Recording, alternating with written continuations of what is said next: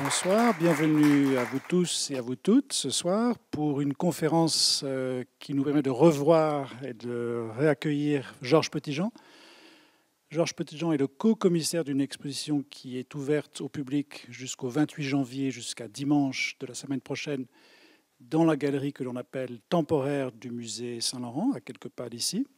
Co-commissaire puisqu'il a conçu cette exposition au printemps 2023 avec sa co-commissaire Bérangère Prima, qui est aussi la présidente d'une fondation en Suisse qui s'appelle la Fondation Opal, et qui depuis une vingtaine d'années a comme mission et comme cœur de métier, disons, de collectionner l'art aborigène d'Australie, mais aussi de le diffuser en Suisse et même jusqu'au Maroc, ici, l'année dernière et cette année.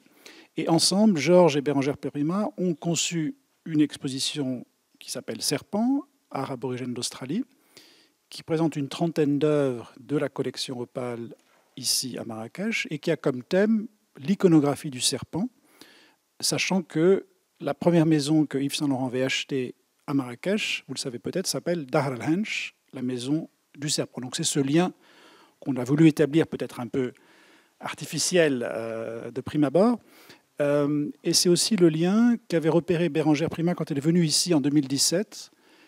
Elle avait participé aux festivités d'inauguration du musée et elle avait remarqué qu'il y avait une carte postale à la librairie qui représentait un dessin que Saint-Laurent avait fait au mur de cette maison de Marrakech, un serpent en une forme hélicoïdale. Et cette peinture évoquait peut-être moins dans l'esprit de la co-commissaire de l'exposition le Maroc, une maison, celle de Yves Saint-Laurent, mais plutôt un art loin du Maroc, en l'occurrence l'art aborigène d'Australie. Et donc, 6 ans plus tard, 7 ans maintenant plus tard, est née cette exposition. Un catalogue accompagne cette exposition, qu'ont dirigé Georges Petitjean et Bérangère Prima. Et on a le plaisir donc d'inviter ce soir Georges pour faire un pas de côté ou un pas en arrière sur cette exposition, mais de manière plus large sur la collection dont il est le conservateur ou le curateur, dit-on, parfois, cette collection Opal à Lens, en Suisse, sachant que Georges a une formation d'historien de l'art, mais aussi d'anthropologue et de sociologue, qu'il est natif de Belgique, où il a fait ses premiers pas à Bruxelles, à l'université, mais qu'il a surtout achevé ses études à Melbourne, en Australie, au contact direct avec ce continent ou cette île qu'on appelle l'Australie, et il y est depuis de nombreuses années retourné, vécu notamment dans les communautés désertiques d'Australie, et donc c'est en fin connaisseur tant de la collection Opal que de l'exposition, que de l'art aborigène d'Australie, qu'il revient ce soir nous expliquer, peut-être plus en détail, plus amplement, le propos de l'exposition et peut-être le thème du serpent arc-en-ciel, très présent dans l'exposition. Et voilà, peut-être sur cette note-là, je laisse la parole à Georges. Merci beaucoup et à tout de suite. Bienvenue à tous. Je suppose que vous avez tous vu l'exposition. Sinon, il reste encore le temps de le faire. En tout cas, donc, ce soir, je vais vous parler du serpent arc-en-ciel, qui est le thème principal de l'exposition Serpent. Plusieurs œuvres que je montrerai dans la présentation ne sont pas dans l'exposition, mais souvent, il s'agit d'œuvres des mêmes artistes. Oui, entre guillemets, j'ai une petite toux très irritante, donc je ne suis pas malade, mais c'est un peu irritant.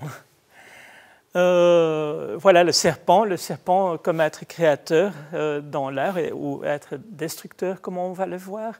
Le serpent, bien sûr, dans l'art et dans la culture, est un thème universel. Par exemple, un des sites les plus anciens qu'on a trouvé où le serpent aurait joué un rôle très important dans le culte religieux, c'est dans Reno Cave, dans le Botswana, qui date d'environ 70 000 ans avant le temps présent. Bien sûr, on connaît tous la Médusa, dans la mythologie grecque, ou le Laocoon. Bien sûr, une des œuvres d'art les plus importantes au musée du Vatican. ou encore le serpent dans un contexte religieux, dans le contexte ici de l'Ancien Testament, Adam et Ève et le serpent, sur une peinture de Cornelis van Haarlem, un peintre hollandais de la fin du XVIe siècle. C'est intéressant de vous montrer le serpent en question, comme le serpent a bien la queue du serpent, mais est une personne, tout comme d'ailleurs le serpent dans la chapelle Sixtine au Vatican, l'expulsion du paradis terrestre, où le serpent également prend la forme humaine, la forme d'une femme. On va voir dans les cultures aborigènes que souvent le serpent, là aussi, pourrait prendre la forme humaine, de femme ou d'homme. Bien sûr, à la base, il y a un animal, le serpent, un animal qu'on trouve partout au monde. Et en Australie, mettons, donc on va parler de l'art australien, on trouve pas moins donc des 10 sortes les plus venimeuses au monde. On ne trouve pas moins que 8 sortes de ces 10 sortes venimeuses en Australie. Donc le serpent y est très très présent. L'art que je vais vous montrer aujourd'hui et qui est dans l'exposition également provient de cette région-là, la terre d'Arnhem, où on va voir des peintures sur écorce, les déserts centraux et occidentaux, et la région du Kimberley, dans le nord-ouest de l'Australie. Bon, l'Australie, comme on le connaît, il y a bien sûr les grandes villes, Melbourne, Sydney, encore Darwin, à laquelle je vais faire référence plus tard, Brisbane, à la côte est. Donc, les serpents en Australie, entre autres le King Brown Snake. Il faut ici que je vous raconte quelque chose sur le dreaming, sur le rêve, qui est le principe, la base du savoir aborigène, la base des religions aborigènes. Qu'est-ce qu'est le dreaming ou le rêve? Le rêve ou le dreaming est une traduction anglaise ou française d'un concept aborigène qui, dans plusieurs langues aborigènes, et avant l'arrivée des Blancs en 1788, il y avait quelques 500 langues différentes qui étaient parlées, a fait un nom différent. Donc, dans la culture Kidja, par exemple, dans la langue Kidja du Kimberley, c'est le Naningari. Dans la langue Yolnu et la terre d'Arnhem, c'est Djang, par exemple, un des noms. Donc, plusieurs, ou le Chukurpa encore pour le centre de l'Australie. Ce rêve, qui a aussi été décrit par un anthropologue comme le Everyone, donc l'ici partout, toujours, est une sorte de dimension de temps, mais là, déjà, on parle aussi du temps du rêve. Le temps du rêve, en fait, ça n'a rien à voir, ou très peu à voir avec le rêve, et très peu avec le temps, pour la simple raison que c'est une sorte de dimension parallèle au temps vécu par les humains. Et dans cette dimension parallèle, donc le temps du rêve, ce n'est pas seulement le passé, c'est aussi l'ici et maintenant. Il y a des choses qui grandissent, des choses qui... donc le temps du rêve, en fait, est responsable pour l'énergie continuelle qui fait que la Terre et le paysage, les animaux, les plantes, etc., sont dans un cycle perpétuel de vie, de mourir, de vie, etc. Le serpent arc-en-ciel, qui est répandu partout en Australie, est un des êtres ancestraux les plus importants, donc un être de rêve. Dans l'art, et l'art peut difficilement être déconnecté de la culture même ou de la cérémonie. L'art fait partie des cérémonies à part entière.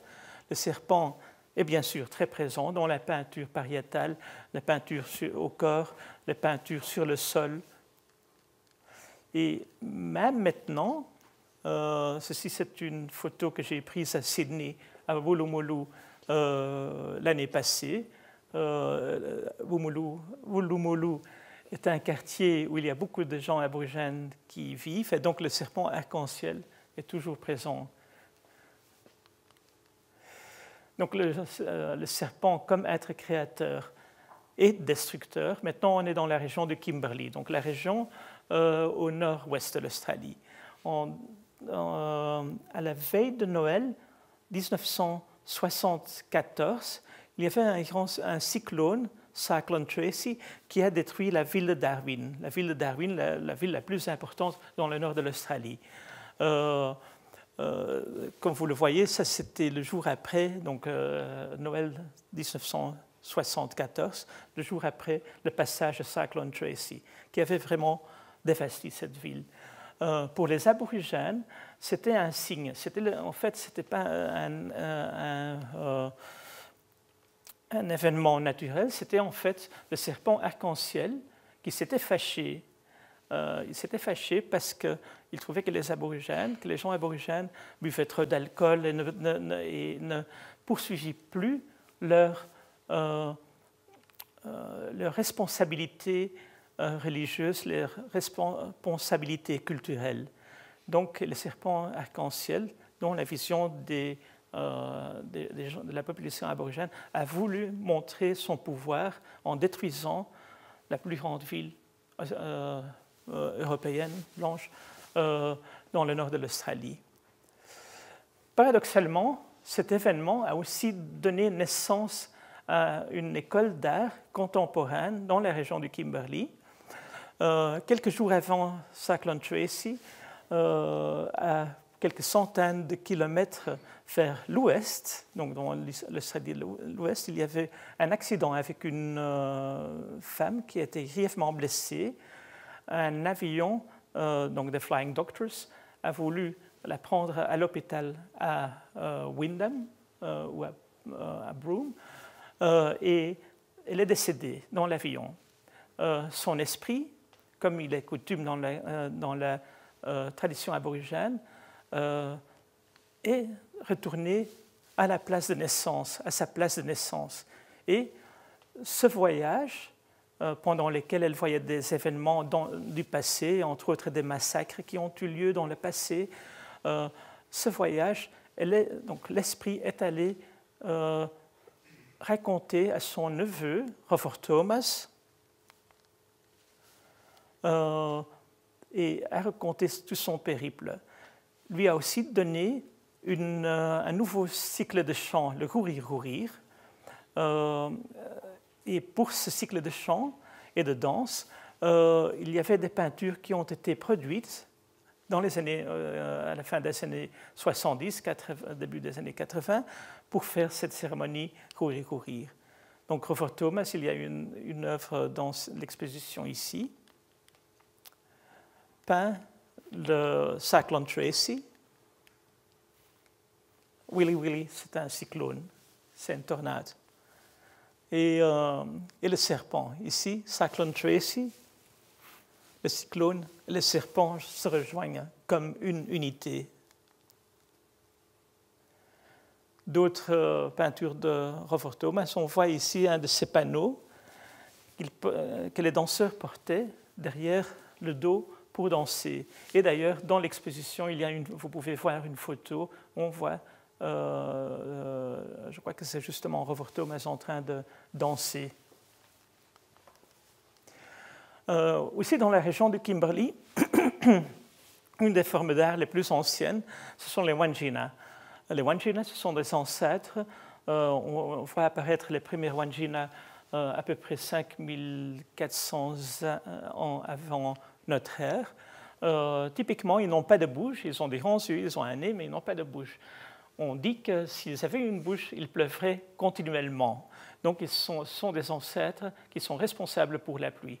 Qui dit la pluie dit aussi le serpent arc-en-ciel. D'ailleurs, ici, une peinture pariétale où on voit une figure Wandjina et les serpents. Ce qui est intéressant, c'est que le corps du Wandjina devient presque un avec le corps des serpents. Il y a un lien entre les deux. Vous voyez cet ovale, ici. Il y a plusieurs explications pour cet ovale, mais une serait que ce serait un nacre gravé. Et les nacres gravés qu'on trouve bien sûr à la côte ouest, donc la région de Kimberley, de Broome, de la ville de Broome, trouvaient leur chemin jusqu'en Australie centrale. Ils étaient gravés avec des motifs, souvent donc des motifs comme ceci. Et en Australie centrale, ils étaient utilisés par les faiseurs de pluie pour appeler la pluie, pour faire venir la pluie. Souvent, ces nacres étaient aussi perçus comme les écailles du serpent arc-en-ciel. Le serpent arc-en-ciel qui peut être énorme, qui peut avoir la taille d'un petit serpent, qui peut être homme ou femme, ou amalgame de plusieurs animaux. Et comme cela, on entre dans la région du désert. On voit donc la similitude dans le graphisme de ce nacre et l'œuvre de Jackie Giles. Jackie Giles, d'ailleurs, qui est un artiste du désert occidental, qui était un Angkari, donc un guérisseur.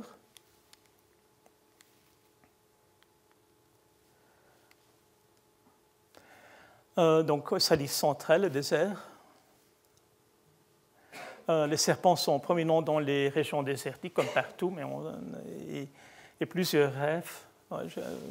J'ai ici, c'est pas correct, mais c'est pas tout à fait correct, mais j'ai mis légende entre guillemets, parle du serpent. Donc, l'art contemporain du désert a commencé en 1971 à Papunya, la petite communauté de Papunya, mais bien sûr trouve ses origines dans la peinture pariétale, rupestre, où on voit dans des peintures qui ont parfois des milliers d'années, qui ont parfois des milliers d'années, des motifs qu'on retrouve aussi dans la peinture contemporaine. Les peintures contemporaines ne sont pas inspirées, les peintres contemporains ne se sont pas inspirés de ces peintures rupestres, plutôt c'est une continuation. Bien sûr, la peinture corporelle en préparation de cérémonies et de danses. Une autre grande source pour l'art contemporain, les peintures sur le sol, dessins sur le sol plutôt, peinture contemporaine des années 70, et des grandes installations qui sont souvent faites dans un contexte sacré, pour des grandes cérémonies. Ici, c'est une peinture qui a été réalisée pour une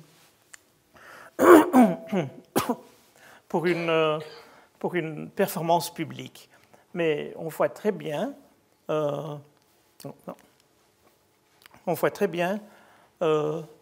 donc, les différents motifs comme le cercle concentrique, les songlines, les pistes de chant, que les ancêtres suivent d'un point jusqu'à un autre point au site, et ces étranges structures qui font presque que les cercles deviennent 3D. Hein, et c'est presque comme s'il y a une pulsation. Le cercle concentrique est l'élément le plus répandu dans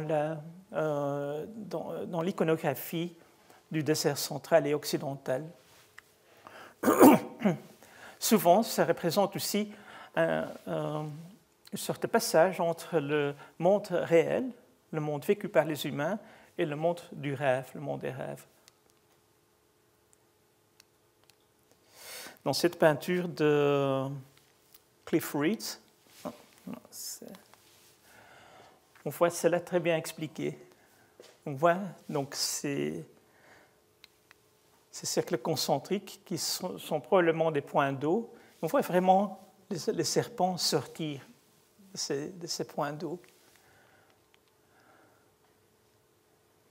Donc, or, l'importance du serpent comme un être réel, d'un côté, et d'un être mythique, d'un être de rêve, d'un ancêtre créateur.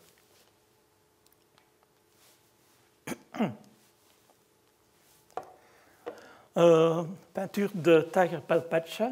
Il y a une peinture dans l'exposition et avec une vidéo, on voit réaliser cette peinture. Tiger Palpacha vient des pays Epiwa, Epiwa pour Ananhu, Pichanchara, Yankunichara. Ce sont des groupes de langues. Si on voit Tiger, qui est un grand homme de loi, initié, aussi Nankari. Nankari, donc médecin du bouge, il pouvait guérir des gens. Il avait d'ailleurs une sorte de marque tout près du clavicule. Et il disait que c'était en fait le point d'entrée du serpent arc-en-ciel. Son rêve, c'était Vanampi, Vanampi le serpent. Et pour lui, il y avait presque une sorte d'identification avec cet être de rêve. Il était le serpent arc-en-ciel.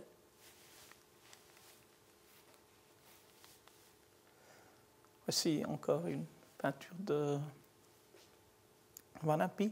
Vanampi, donc ce grand serpent qui peut faire plusieurs, selon certaines histoires de rêve, peut faire plusieurs centaines de mètres et voyage pendant des kilomètres en créant des sites.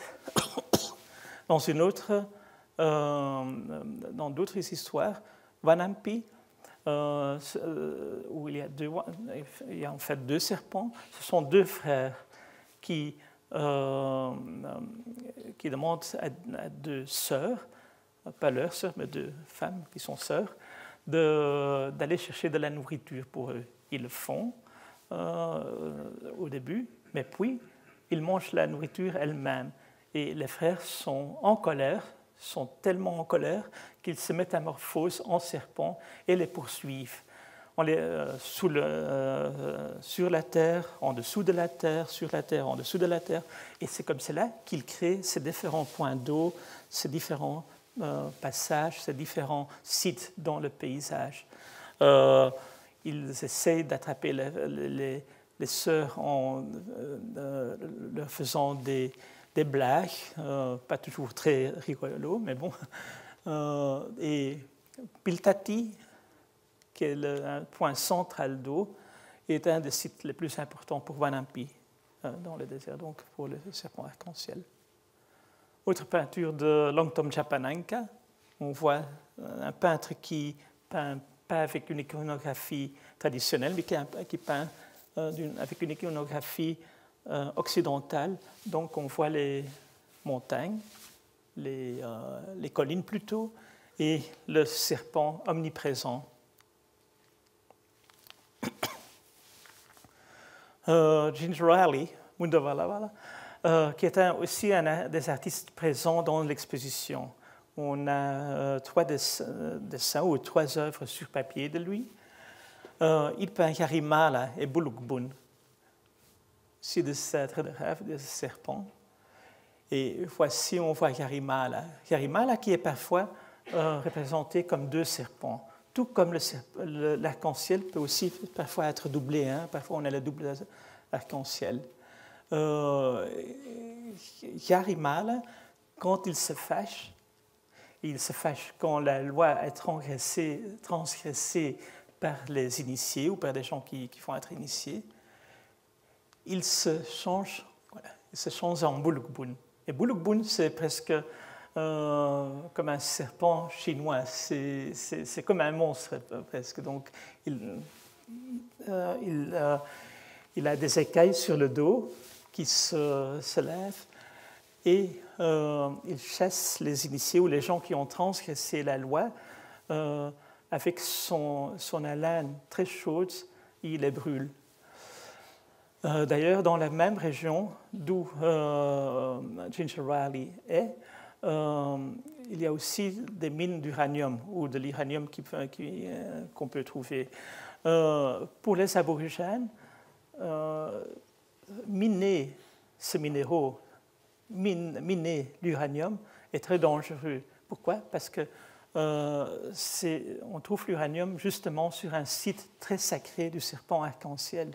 Et c'est là où réalité géologique et mythe, rêve se confondent ou se retrouvent.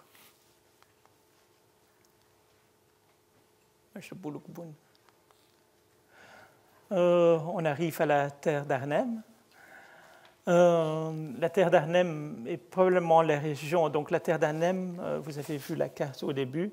Donc c'est la région qui se trouve au nord-est de l'Australie, région tropicale avec beaucoup de forêts vierges, aussi des cavernes, des grottes, et aussi des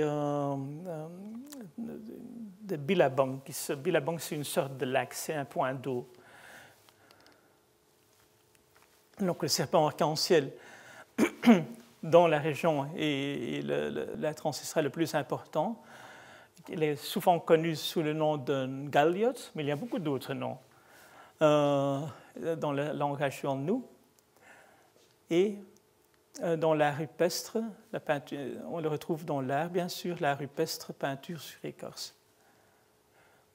Voici une photo pour vous donner une idée comment ces peintures sur écorce sont réalisées.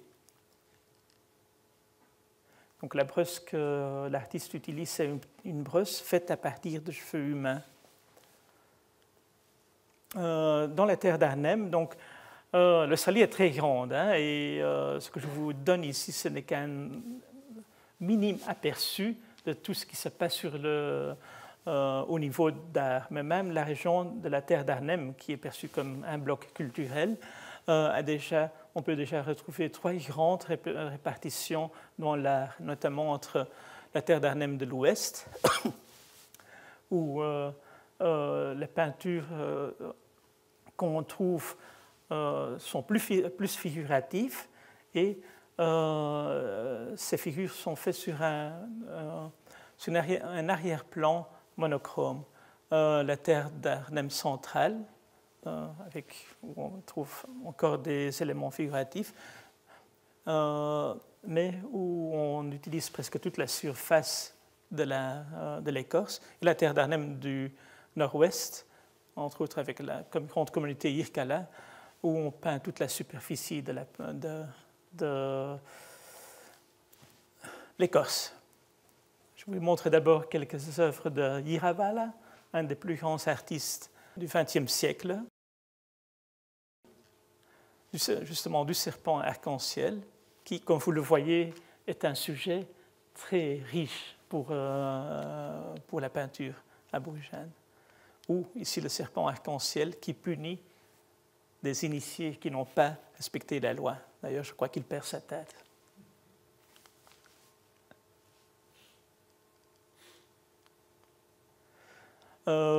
Puis, un des grands artistes est Lofty Bardayal Nachamarek. On a plusieurs œuvres de lui, ou 2 œuvres de lui dans l'exposition. Lofty Nachamarek, qui peint aussi Ngaliot, le serpent arc-en-ciel, mais le serpent arc-en-ciel n'est pas tout à fait représenté comme un serpent. Il a la queue d'un poisson, d'un barramundi, qui est une espèce de poisson tropique qu'on trouve dans le nord de l'Australie. Il a la tête de crocodile, parfois de kangourou aussi, en tout cas avec des dents de crocodile. Il a ces étranges. Souvent, il a le ventre d'un émeu. Donc, un émeu, c'est une autruche australienne. Et ces éléments-ci, qui sont parfois associés au buffle d'eau. Le buffle qui est bien sûr une sorte d'animal, un animal qu'on a introduit au cours du 19e siècle en Australie. Mais pour les aborigènes, tous les animaux, tous les êtres vivants viennent du serpent arc-en-ciel. Et on retrouve ces choses ici qui sont en fait des feuilles de nénuphar, des plantes donc de nénuphar. Donc dans cette représentation du serpent arc-en-ciel, tout vient ensemble. On a des éléments de la flore, de la faune. Et c'est une manière de dire en fait que le serpent arc-en-ciel est responsable pour toute vie, est à l'origine de toute vie. Donc, je vous avais parlé de ces billabong, qui est un mot australien. Ce sont plutôt, je dirais, des lacs où on trouve ces feuilles de nénuphar. Les nénuphars, quand les nénuphars sont ouverts, on dit que le serpent arc-en-ciel réside dans l'eau. Au début de la mousson, de la saison des pluies, le serpent arc-en-ciel sort de son trou d'eau et fait communiquer avec d'autres serpents arc-en-ciel dans la région par le tonnerre et par l'éclair. À l'aéroport de Darwin, donc Darwin, j'ai déjà mentionné cette ville qui a été détruite, on l'a bien sûr rebâtie. L'aéroport international, on trouve une grande œuvre de Lofty Natchamar Ekbar d'ailleurs. Ces peintures sur écorce, bien sûr, maintenant on les trouve dans des musées, mais souvent dans le passé, ils étaient utilisés, les écorces même, comme une sorte de brise-vent, de protection contre le vent ou la pluie, ou certains intempéries. John Mawuntjul, un artiste très important, dont il y a aussi une œuvre dans l'exposition. John Mawuntjul était un des artistes aborigènes dont son œuvre a été montrée pour la première fois en Europe.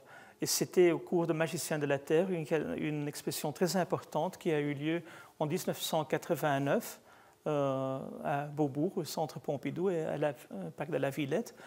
Et cette peinture-ci date donc de 1988-89, donc a été montrée à Paris pendant cette grande exposition. Donc on retrouve le serpent arc-en-ciel, mais le serpent arc-en-ciel, son corps devient presque une sorte de paysage. Son corps a été réalisé avec des hachures, avec la palette traditionnelle qui comprend le noir, le blanc, le jaune et rouge. Jaune et rouge sont des ocres. Et cette technique d'hachure permet justement d'introduire un effet optique dans la peinture. Un effet optique qui fait que le serpent arc-en-ciel, qu'on peut montrer la peau du serpent arc-en-ciel et donner une sensation que cette peau est mouillée, que cette peau s'y glisse partout, que le serpent arc-en-ciel est en mouvement, s'y glisse. Ici d'ailleurs, on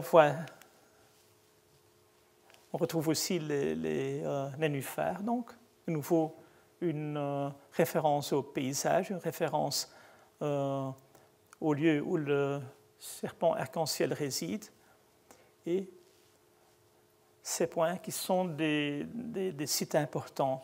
Par exemple, John Mawuntjul même peint et vivait plutôt, un site nommé Mimilkan. Et Mimilkan, c'était justement un site très important où le serpent arc-en-ciel est sorti de la terre. John Mawuntjul peint aussi des lorcon ou larakich. Ce sont ces objets. Ici, ce sont en fait vous connaissez probablement le didgeridoo. En fait, le principe est le même. Ce sont des arbres qui ont été vidés par des termites et qui par la suite ont été peints, et dans le passé on mettait les os des défunts Donc, il a été utilisé à des fins funéraires. Ces poteaux funéraires sont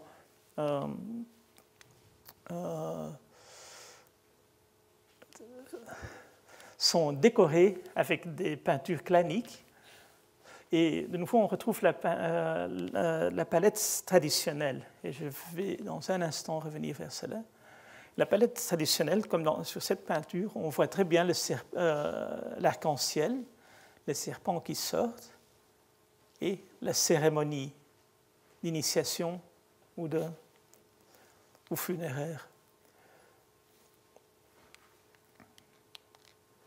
Tout comme dans l'œuvre de Mitinari Ruruiwi, où le serpent arc-en-ciel est vraiment représenté par un arc-en-ciel. Non, pour nous, l'arc-en-ciel a plusieurs couleurs. Un arc-en-ciel, donc c'est limité à la palette de couleurs traditionnelles, notamment le blanc, le noir et l'ocre rouge, l'ocre jaune. C'est une palette de couleurs qui a aussi qui a aussi une certaine signification. Le blanc, dans la culture aborigène, c'est la couleur du deuil, c'est la couleur des os, du squelette. Le noir, c'est la couleur de la peau. Le rouge, bien sûr, c'est la couleur du sang.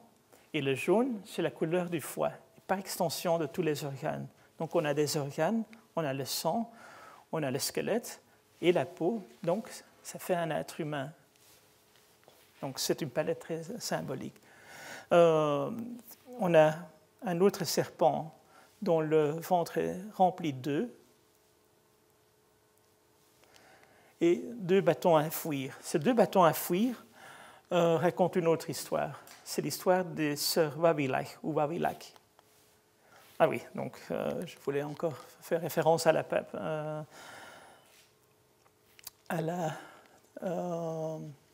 palette traditionnelle.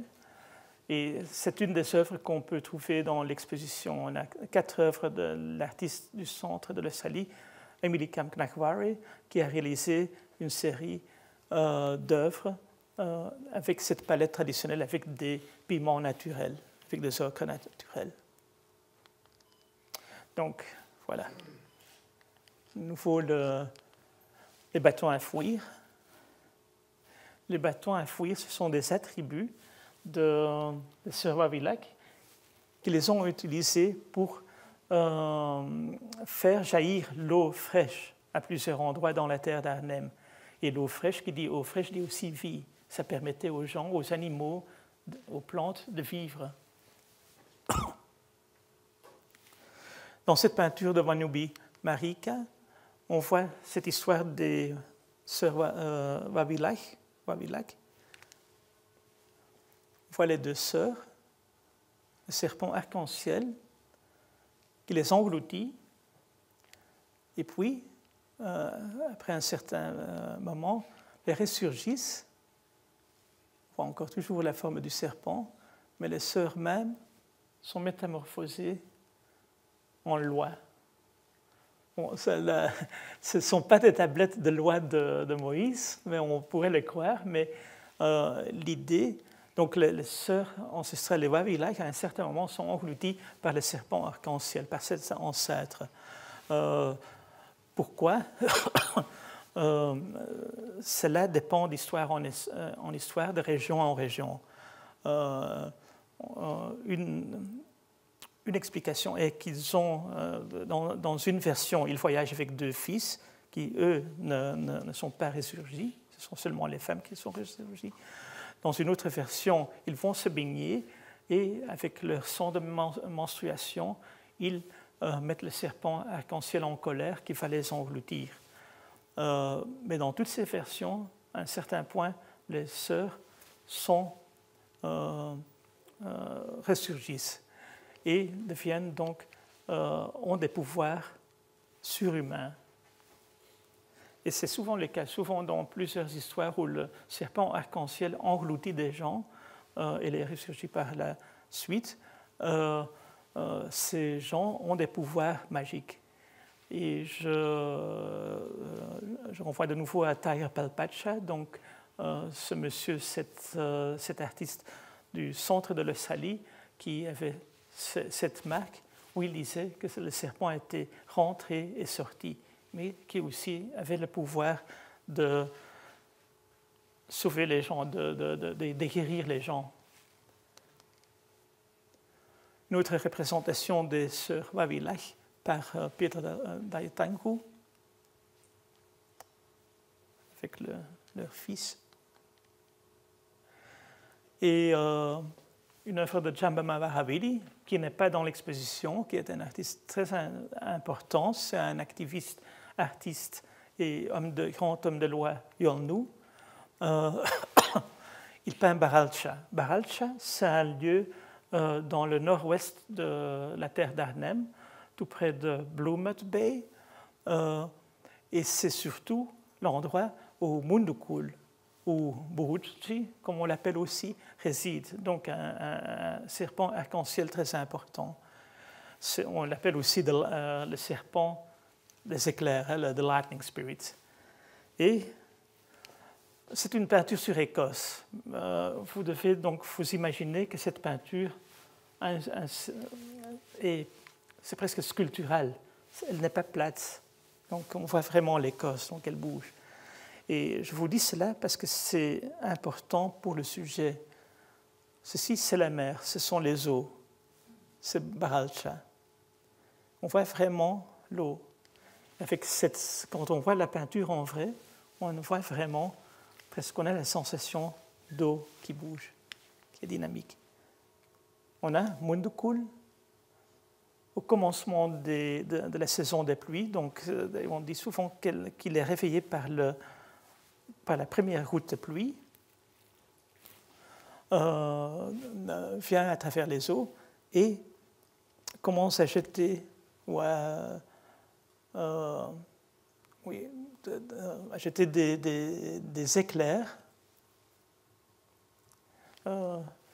dans le ciel. Donc on a l'éclair, donc le ciel, et dans l'horizon, il y a d'autres serpents à l'horizon qui, eux aussi, communiquent par le tonnerre et par les éclairs. Et ça, c'est le commencement de la saison des pluies, par la mousson. On a plusieurs serpents partout dans la région qui commencent, un éclair là, et pour les aborigènes de la région, ce sont les serpents arc-en-ciel qui communiquent entre nouveau un point d'eau avec les nénuphars, où le serpent arc-en-ciel réside. Une œuvre de Malaluba Humana, pour terminer. Il y a 2 œuvres de Malaluba Humana dans l'exposition. Et dans son œuvre, ce qui est intéressant, c'est que donc elle peint le site de Yarimala, un endroit très important, un point d'eau très important dans le nord-ouest de l'Australie, donc dans la région de la terre d'Arnhem, dans la région de Yolnu. Et on voit les nénuphars. Mais les nénuphars se fondent presque avec des êtres qu'on pourrait imaginer comme des serpents. Donc les serpents, les nénuphars, la nature, l'être ancestral deviennent un. Ceci est probablement aussi une représentation du serpent arc-en-ciel qui unifie tous les clans dans la région. Tous les clans dans la région, en Australie, et même en dehors de l'Australie, sont unifiés par le serpent arc-en-ciel. Et pour terminer de cette image que j'ai prise à la Fondation Opal en Suisse, il y avait 3 musiciens Yolnu qui sont venus en juillet 2019, c'était juste avant le Covid, qui ont joué avec des didgeridoo qui ont chanté des chansons qui avaient à voir avec le serpent arc-en-ciel. C'était une journée, le ciel était bleu, et ceci était apparu quand il jouait. Donc il n'y avait pas de pluie, rien, il y avait tout à coup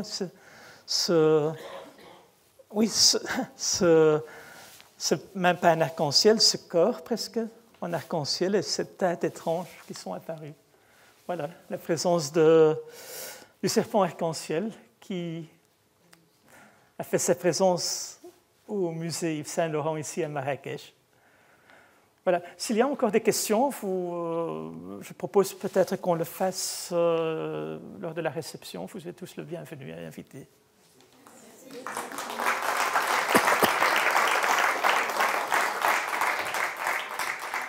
Merci Georges, mais ça pose notre...